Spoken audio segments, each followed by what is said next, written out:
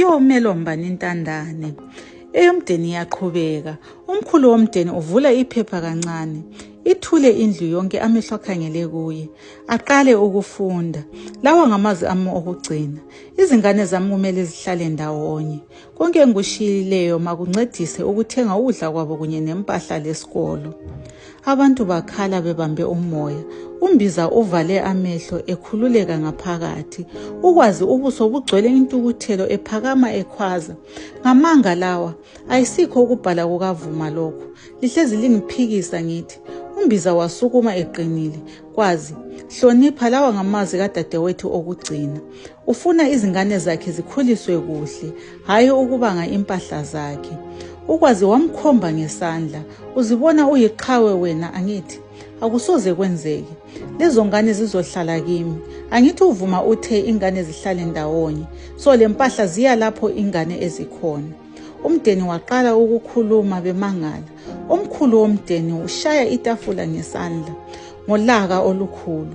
Kwanele kusukela namuhla akukho umuntu ozothatha lutho ingakalungiswa indaba. Umbiza uphuma endlini edangele. Uhlezi ngaphansi kwesihlahla. Izandla ziyaqhaqhazela.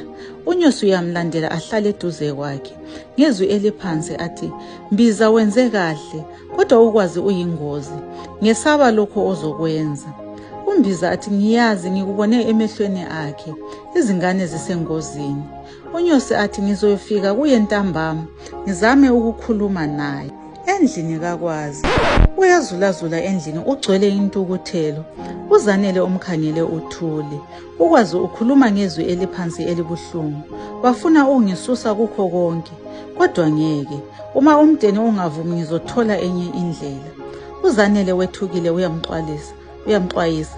Qaphela Kwazi, iqiniso lihlala liphuma. Ukwazi aphenduke. Amehlo akhe agcwele umlilo ngolaka.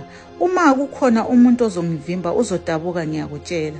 UZanele athi, "Ngisasenawo umuthi uma ufuna." Thula Zanele, ungathi kunomuntu eduze. Aphume akhangele kodwa engaboni muntu. Unyosi uyizwile into ebikhulunywa. Wavela wacatsha ukuthi bengamboni. Wemlalele, asihlangane ku-episode 4. Isivunguvungu siyaqala. Izimfihlo seziqala ukuvela. Ukuthi umona uzodiliza umdeni wonke. Uzoyithini unyosi indaba engaka? Wayemlaleli, yomelombani intandane.